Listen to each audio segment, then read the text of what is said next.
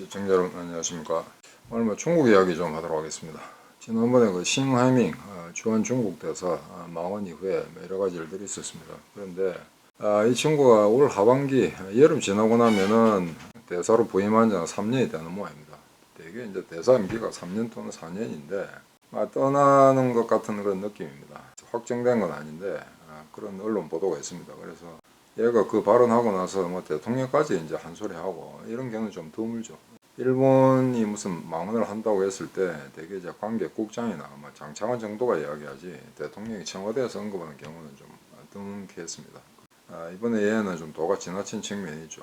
그래서 얘가 이제 지금 외교부 후배들한테 물어보면은 그 이후에 일체 행사 같은데 초청받지도 못했고 본인도 별다른 외교 활동 같은 걸 하고 있지 못한 그런 상황인 것 같습니다. 중간에 1년, 2년밖에 안 됐는데 중국으로 돌려보낸다 이러면 이제 중국의 굴욕적인 그런 모습을 보이기 때문에 딱 3년 차가 되는 그 말 맞춰서 그냥 중국으로 돌려보내고 새로 후임을 정하겠다.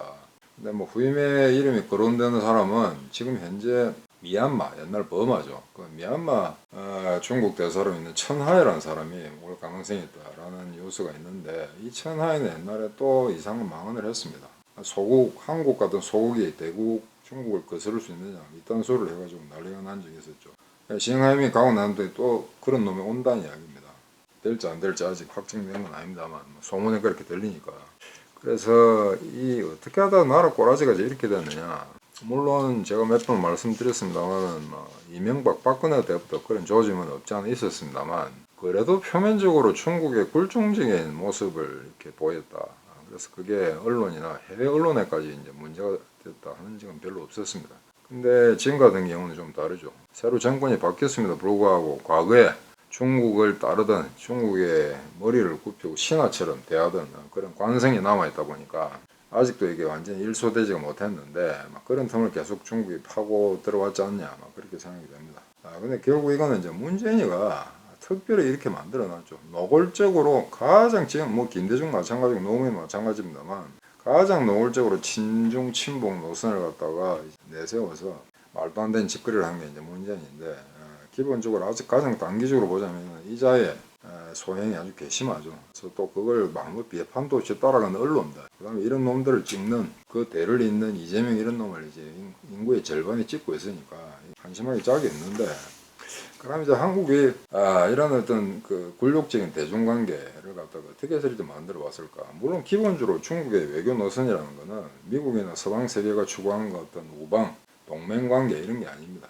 미국 같은 경우는 아무리 자기보다 소국이고 경제력이나 군사로 약하다 하더라도 어떤 지정학적 이해관계가 있을 때는 이제 깍듯이 같은 이제 위상에서 이렇게 외교를 하는 그런 식의 이제 자세를 취하고 있습니다만, 중국 같은 경우는 외교 정책의 기본 노선이 현과 아우관계죠. 무조건 꼬붕으로 만들려는 그런 겁니다. 그래서 그거는 이 옛날에 중국 무슨 명나라 청나라 시대 때와 마찬가지였고요.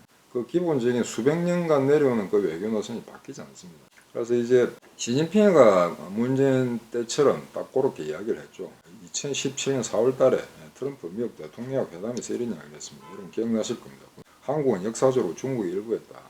그래서 이게 트럼프하고 만난 자리에서 이야기했으니까 트럼프가 한국을 위해서 거기서 싸워줄 리는 없고 그냥 해프닝으로 넘어갔습니다만, 요게 단초가 되다 보니까 시진핑이가 요딴 이야기를 하다 보니까 그 밑에 있는 부하들이 온갖 짓거리를 다 하는 거죠. 그래, 한국이 역사적으로 중국의 일부였다, 이게 맞다 그러면은 미국도 옛날에 영국의 일부였습니다. 조지 워싱턴 초대 대통령은 영국의 장교였는데, 영국 입장에서 보면은 얘는 이제 대반 반역자죠.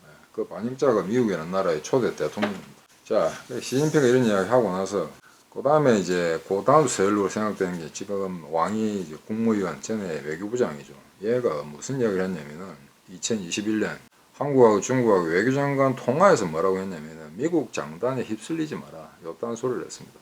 요거는 중국말 워딩을 그대로 이제 우리말로 따온 거기 때문에 요 표현 그대로입니다. 이런 식의 원색적인 표현을 한 거죠. 이게 아무리 이제 제3국을 두고 미국을 두고 한국과 중국의 외교장관이 하는 전화 통화 이긴 한데 외교관들이 이런 표현을 써서는 안 되죠. 그 다음에 아까 말씀드린 이 천하이 외교부 부국장이라는 놈, 지금 현재 이제 주 미얀마 대사입니다. 얘가 2016년 12월 달에 사드 배치 관련해가지고 그때 한국 기업들하고 모아놓고 하는 이야기가 소국이 대국에 대항해서 되겠느냐. 그러니까 이게 이제 요즘 웃기는 게 그 당시 사드 사태가 중국이 한국을 길들이려고 했던 가장 중요한 단초였다면은 그때 박근혜 정부는 아주 강하게 나왔어야 되죠. 그래 그러면은 반도체를 포함해서 일체의 중간재를 팔지 않겠다. 누가 버티는 거 보자. 라고 세게 나갔어야 됩니다. 이게 안 되고 제가 지난번에 잠깐 말씀드린 적이 있습니다만 중국에 대해서 읍소하는 듯한 외교문서를 보냈다 이겁니다. 내 같은 안학내가 대통령이 됐는데 사드 배치하고 중국의 이런 보복행위 이런 것 때문에 내가 어깨가 무겁다. 이딴 식의 어떤 표현을 써가지고 그 외교문서를 중국에 내보냈다는 겁니다. 그 나중에 한번 그 기록 문서가 아마 그 회행 기간 지나고 나면 뽑아가지고 다시 한번 단조를 해야 돼요. 일국의 대통령이 옛날에 조선시대에도 그런 문서를 보냈을까 할 정도거든요. 근데 문제는 그런 문서를 만드는데 딱 한두 명 빼놓고는 아무도 이야기를 하지 않더라는 겁니다. 그런 저자세 비굴하게 나가야 이 문제가 해소될 수 있다고. 지금까지 해소되지 않았잖아요. 그 언제적 이야기인데. 벌써 7, 8년이 넘었는데. 8년이 뭡니까? 그건 10년 다 돼가지고. 막 이런 식입니다. 그래서 이놈이 또 한국 그 대사로 온다 그러니까 예의주시해 봐야 되겠죠. 그 다음에 이제 다이빙거라는 공무위원이 있습니다. 이름도 희한하네. 다이빙. 어디 물에 빠진 놈 같은데. 이놈이 2010년 11월 요거는 이제 이명박 때죠. 사전 예고 없이 한국을 방문하면서 뭐라 했냐면은 한국에 갈 테니까 서울 공항을 비워라. 인천공항 이야기하겠죠. 그러니까 요런 말을 할 수 있다는 거는 요런 말을 해도 한국 너가 어쩌겠냐라는 것 같다. 미리 파악을 하고 있다는 이야기죠. 그죠? 그러니까 이게 그 중국이 한국을 지금 얕잡아보는 거, 저 새끼들은 저렇게 그냥 짓밟아도 아무 소리 못 할 거야 라는 게 하루 이틀 된 게 아니라는 이야기입니다. 꽤 오랫동안 한국이 그렇게 보였다는 거죠. 그러니까 지금 돌이킬 수 없는 이야기인데 지금이라도 늦지 않았으니까 좀 더 강한 스탠스로 나가야 됩니다만 아직까지는 갈치자거립니다. 그렇게 일반적으로 우리가 그간의 어떤 중국에 대한 굴욕적인 자세 이걸 완전히 100% 타락했느냐 그건 아니라고 보는 거죠. 그런데 지금 보니까 이런 상황에서 요 최근에 중국의 태도가 조금 바뀌는 것 같습니다. 전술적으로 바뀐다는 이야기겠죠. 워낙 답답하니까 경제도 잘 안 돌아가고 그 다음에 블링켄이 뭐 중국을 방문하긴 했습니다만 그건 의례적인 방문이고 당분간 양국 관계가 아마 결정적으로 획기적으로 전환될 가능성은 거의 없습니다. 근데 최근에 이제 뉴스를 보니까 크게 다루지는 않았던데요. 이창용 한국은행 총재가 중국을 갔는데 거기서 중국 인민은행 총재하고 만났다는 이야기였습니다. 그런데 이게 확실치 않은 게 이창용이가 의도적으로 중국에 가서 걔를 만나려고 한 건지 좀 만나자고 한 건지 근데 지금 제가 들은 뉴스에 따르면은 특별히 만날 일이 없고 다른 실무적 일 때문에 갔는데 인민은행 총재가 이창용 한국은행 총재를 좀 긴히 봤으면 좋겠다 면담을 했으면 좋겠다 라고 해서 둘이 만나가지고 거시경제가 어떠니 금융협력이 어떠니 뭐 이런 이야기를 했다는 이야기 같습니다. 그런데 주변에서 보기에는 이게 그 정도로 중국이 이제 딱한 체제에 놓여 있다는 거죠. 디커플링 디리스킹이라는 게 계속해서 간단 없이 지금 계속 진행되고 있는 와중에 여러 가지 지표들이 악화되고 있는 그런 현상이 나타나고 있죠. 그래서 이미 중국이 매년 경제 성장률 뭐 7%, 6% 선도 이제 지키지 못한 거 이거는 뭐 상당한 기간이 지났습니다. 그래서 대표님 방송을 이제 예의주시해서 들어보신 분들은 기억하시겠습니다만 중국은 기본적으로 7%, 8% 성장을 하지 못하면은 빚을 탕감할 수가 없는 그런 경제 구조를 가지고 있습니다. 그래서 지금 성장률도 이제 가장 큰 문제가 되는데 성장률이 지금 작년 같은 경우에 2022년에 뭐 5.5% 한다고 했다가 결과적으로 3%가 됐거든요. 근데 이거는 중국 정부의 발표이기 때문에 아마 제로 내지는 마이너스일 거다라고 하는 게 맞을 것 같습니다. 그러니까 2023년 어떻게 되는가? 아마 이건 3% 걔들이 주장하는 것을 그대로 믿는다 하더라도 3% 미만이 되겠죠. 지금 이제 그런 상황이고. 그 다음에 이제 탈중국 무역 구조. 이게 하나 이제 좀 재미난 현상이 있는데, 지금까지, 작년까지만 하더라도, 대만이 중국에 대해서 가장 많은 물건을 팔았다, 이겁니다. 수출제 1국까지. 근데 2023년 되니까, 미국이 그렇게 중국을 압박하고 무역 전쟁을 수년 동안 벌여왔는데, 미국이 오히려 대중국 수출 1위 국가로 떠올랐습니다. 그 다음에 2위가 대만이고요. 그 다음에 작년에 2위였던 한국이 4위로 떨어지고, 작년에 3위였던 일본이 한 단계 떨어져서 이제 두 단계 떨어졌네요. 5위로 내려갔다. 그 다음에 호주는 오히려 역으로 올라왔다. 호주 한번 보십시오. 중국이 호주를 그냥 들어먹으려고 그 난리를 쳤는데 지난 정권 교체하기 전에 보수당 정권에서 얼마나 단호하게 나왔습니까? 그냥 오히려 수출이 늘어났잖아요. 그죠?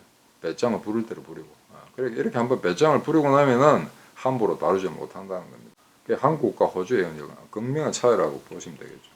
그래서 이게 지금 디리스킹, 디커플링이 진행되는 과정에 소위 말해서 대중국 수출의 국가별 순위도 이제 바뀌고 있다는 거. 이것도 하나의 좀 예주시해 봐야 될 그런 상황 같습니다. 그 다음에 중국 위안화가 지금 대폭 폭락하고 있는데, 얼마 전까지 뭐 7.3위안, 1달러당 7.3위안까지 간다고 우려했는데, 사실 며칠 전에는 그보다 더 떨어졌습니다. 그래서 공업 지수라든가, 그 다음에 중국에 대한 고정 투자, 이것도 지금 계속 하락하는 추세고요. 거기다가 최근에 얘들이 이제 반간첩법, 기존에 국가안전법이라는 게 있습니다만, 그걸 더 강화한 이제 반간첩법이란 걸 갖다가 시행하겠다라고 나서게 되면은, 이제 겁이 나서 중국에 투자 못 하죠. 예를 들면 일본 같은 경우에 제가 한 방송을 봤더니 이제 관광객이 급감한다는 이야기입니다. 오히려 그 관광객이 한국에 명동을 오게 되는 거죠. 그래서 지금 중국에 전혀 없지는 않습니다만 서울의 명동을 찾는 중국 관광객 예전보다 훨씬 숫자가 떨어지는 상황이죠. 그런데 지금 명동의 상권이 살아났다는 것은 일본과 동남아, 그 다음에 구미 각국, 원래 백인 국가들이 한국을 찾는 율이 많아졌다. 그래서 어느 정도 상권이 되살아나는데 기여하고 있다. 이런 이야기를 들은 바가 있습니다. 그리고 이제 청년 실업, 이건 골 때리죠. 중국 같은 경우에 워낙 인구가 많으니까 1년에 1,몇백만 명씩 대학 졸업자들, 대학 졸업생들이 나옵니다만 갈 데가 없죠. 취직이 안 된다. 그래서 지금 5명 중에 1명 실업이다. 이것도 우리보단 괜찮네요. 2, 3년 전에 서울대 연고대 나온 애들이 취업률이 30%밖에 안 됐으니까 그보다 유명세가 떨어지는 그런 대학 졸업자들은 정말 갈 데가 없는 거죠. 근데 중소기업 같은 데도 이제 갈 수가 있는데 이 한국 사람 좀 이상한 게 치는 찌뿔도 않고 공부도 별로 하지도 못하면서 중소기업 같은 거는 굉장히 이제 천박한 그런 직장으로 생각하는 이상한 고정관념들이 있습니다. 그러다 보니까 일부 직종에서는 뭐 구인난까지 일어나는 그리고 용접이라든가 이런 거 힘든 거 사실 그 엔지니어 같은 거 이런 것들 잘만 하면은 자격증 따서 잘만 하면은 화이트 칼라보다는 훨씬 많은 소득을 올릴 수가 있거든요. 그런데 그걸 못 올리고 있다. 그런 거로 봐서는 지금 한국 노동자들 지금 이제 시장에 접근하려고 하는 사람들의 인식 구조에도 큰 문제가 있지 않은가. 그래서 요 최근에 이런 경제 상황이 워낙 악화되다 보니까 왕위가 갑자기 또 이런 이야기를 하죠. 한중일이 협력해서 이 경제 위기를 타개해 나가야 된다. 한국, 일본 너도 어렵지 않느냐 이런 식의 이야기를 하는 거죠. 그러면서 이제 어떤 분야에서 협력할 거냐라고 했더니 이놈이 하는 이야기가 AI, 그다음에 자동차, 반도체 이런 데서 협력해야 된다. 그거는 삼성을 유시해서 한국이나 일본 기업이 초격차를 유지하려고 한국이 경쟁 분야인데 그걸 협력하자고 하면 곤란한 거죠. 그래서 아까 말씀드린 것처럼 중국의 인민은행 총재가 한국 총재를 급하게 만나겠다 이런 시도들 이런 것들 보게 되면은 지금 정말 중국이 이제 답답하게 됐다는 거죠. 한국이 그나마 제일 만만했는데 한국도 윤석열 정부 들어와서 경제는 모르겠으나 안보 측면에서 이제 점점점 거리를 두려고 하는 이런 문제가 생기다 보니까 결국 경제도 점점점 이전과는 그런 종속 관계를 유지하기 힘들지 않는가. 제가 대표님도 누차에 걸쳐서 말씀드렸습니다만은 사실은 10수년 전부터 이런 구조가 쭉 이렇게 정착 또는 이제 고착화돼 왔었는데 사실은 중국 같은 세계 제2의 경제 대국에 대해서 우리가 얼마든지 꼬장 부를 수 있는 기회가 있었습니다. 간단히 말씀드리면은 완제품을 사지를 않습니다. 중국 애들은. 기껏해 화장품 정도고요. 대개 중간재 반도체라든가 이런 걸 사가지고 중국에서 가공해서 미국을 위시한 서방 세계에 팔아먹는 그런 경제 구조인데 우리가 중간재를 팔지 않으면은 걔들은 완제품을 완성된 상품을 팔지 못하는 거죠. 근데 그 고리를 건드리면서 우리가 오히려 걔들을 갖다가 괴롭힐 수가 있는데도 불구하고 그런 일을 하지 않았다는 겁니다. 그건 아마 정부 차원에서도 문제고 아마 중국을 위협 세력으로 보지 않았던 일반인들, 대중 매체들 이런 데도 근본적인 문제가 있었다고 이렇게 생각이 됩니다. 그래서 지금 이제 중국이 얼마나 답답하면은 한국에 대해서 이런 유화적인 제스처를 보낼까. 그래서 싱하이밍 대사를 바꾸었다 하는 것도 그런 맥락에서 읽혀질 수가 있는데 또 한간에는 블링켄이 중국 갔다고 그 다음에 제닛 앨런 미국 재무장관이 조만간 중국을 방문한다. 그래서 이 미중 관계가 이제 과거처럼 복원되고 그 사이에서 한중 관계도 이제 훈풍을 만날 수도 있다. 요딴 소리들 하는데 기본적으로 바뀌지를 않습니다. 기본적으로 중국과 한국은 한국이 아직 완벽한 민주주의 국가라고 할 수는 없습니다만 중국에 비해서는 그래도 나은 형편이거든요. 그냥 기본적으로 가치를 달리하는 이런 이상한 어떤 그러니까 이게 절대 우방은 아님에도 불구하고 중국에 맹종하는 신화는 어떤 국가 체제를 갖고 있는 게 한국입니다. 일본 사회심리도 마찬가지고요. 그러니까 대부분의 한국 사람들이 미국은 겁을 안 내는데 중국을 겁을 내고 있는 거죠. 이게 아마 수백 년 동안 중국에 맹종해오던 조선시대 500년 동안 중국에 맹종해오던 거기에 굽신거려오던 그런 생물학적 DNA가 우리 세포 안에 다 그렇게 만들어져 있어가지고 하여튼 이 지능까지 그런 식으로 좌우하고 있는 게 아닌가. 그래서 이참에 지금 우크라이나 전쟁이라든가 그에 대해서 한국 정부가 과거와는 다른 문재인 때와는 다른 좀 더 다른 시각 또는 다른 입장 이런 데를 갖다 보이고 있기 때문에 이참에 중국이 왜 저렇게 약간의 저자세로 나오는가 하는 데 대한 어떤 심각한 고찰이 있어야 될 것 같습니다. 그래서 이참에 어떤 중국 외교, 그 다음에 중국과의 경제협력, 무역구조 이런 데 대한 일대 대패러다임의 전환이 있지 않으면 한국은 여전히 세계가 한번 바뀌고 난 다음에도 중국의 경제 의존적인 그런 국가로 계속 반도라는 그런 어떤 지정학적인 제한 요소, 거기에서 도저히 탈각할 수 없는 그런 조건에서 벗어날 수 없는 국가들 안 될 수도 있습니다.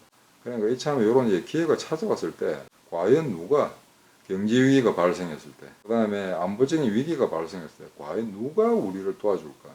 그걸 갖다 이번 기회에 다시 한번 되새기는 그런 기회를 삼고자 하는 게 제 생각인데, 일단 중국이라는 게 경제가 지금 현재 계속 하락 국면, 모든 지표가 다시 하락세로 나오고 있습니다. 그렇다고 해서 중국이 그런 다시 이제 반등할 기회는 전혀 없는가? 그건 아니지만 이 지금의 어떤 중국의 경제 위기라는 거는 단순히 어떤 거시경제상의 지표 변화라는 그게 아니고 인력적인 문제입니다.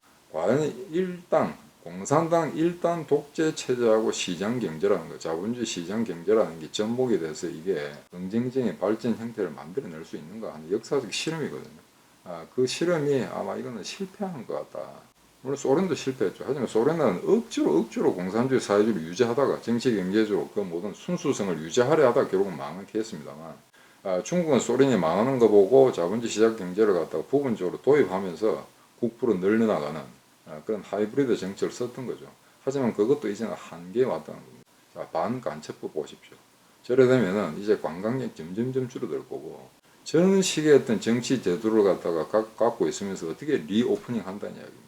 리오프닝 하게 되면 한국 경제가 좋아질 거라고 한국의 경제 관료들이 이야기했잖아요. 지금 리오프닝 한 지가 언젠데 안 바뀌고 있잖아요. 그래서 이 공무원들 말 들으면 안 되는 게, 저도 공무원 30년 이상 했습니다만 공무원들은 절대 극단적인 선택을 하지 않습니다. 지금 당장 내일 모레 몰락이 오고 파종이 온다 하더라도 지금 괜찮다고 이야기하는 공무원의 속성입니다. 전국 공문서에 나오는 내용이라든가 전국 홈페이지, 재정부라 기재부라든가 외교부 홈페이지에 나온 그 내용을 그대로 믿으시면 안 됩니다. 제가 공무원 생각해봐서 아는데 어떤 문제에 대해서 대안을 제시하라 이러면 1안, 2안, 3안을 딱 냅니다. 가장 강한 거부터 약한, 중간 거, 약한 거. 그럼 우리가 이제 중간 걸 대기 내죠. 3안은 이제 너무 이제 여러 가지 부작용이 생긴다. 그 다음에 3안은 너무 약하니까 이건 시행해봐야 별 의미가 없다. 그래서 2안을 대개 제출합니다. 장관한테 제출하고 청와대까지 올라갑니다. 근데 결국에는 1안, 2안, 3안 중에 가장 약한 3안을 채택하는 지시가 떨어집니다. 이게 한국 외교의 현주소거든요. 경제정책 마찬가지입니다. 중국에 그딴 식으로 대해가지고는 절대 중국과의 연결고리를 끊지 못합니다. 자, 오늘 방송 여기로 마치겠습니다. 안녕히 계십시오.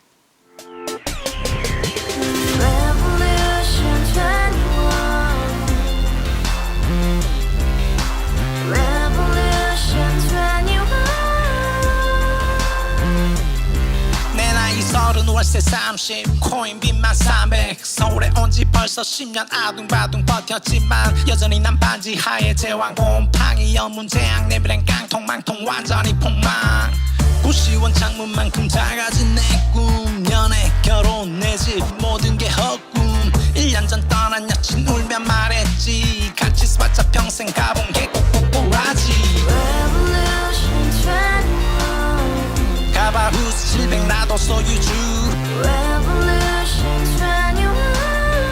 가바후스 700 나의 소주 택시기사 우라부지 마트 캐셔 울어무니 우리 집안 다 털어봤자 후줄 그래 개선민 내 미래 거기서 팍 끝난 거지 팍 더 이상 노력 따윈 괴물이 스펙 찾아서 말리 비오는 날 알바 잘려 맨날 학원 날 개쳐 발려 밤비 내리는 양화대교 홀로 걷고 있을 때 현수막에 아로 새겨진 평당 700짜리 아파트 다같이 소리 질러 혁명 21 가바후스 700 나도 소유주 가바후스 700 나의 소주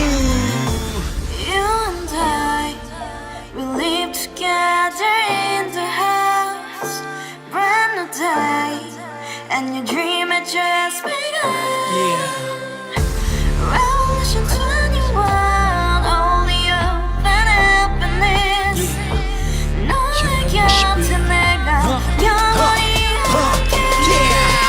지금까지 정치인들 입만 열면 찝찝찝 개소리 멍멍멍 쳤다 하면 뻥 잘난 부모 많아 잘난 학교 나오면 뭐 하나 우동살이 꽉 찬 대가리 깡통 소리 텅텅 저 푸른 조원이의 그림 같은 집을 짓고 평상사천 팔면 뭐해 평생 살 수 없는 집 내 미래 내 꿈 희망 그 살아나는 집 우리의 미래 혁명 21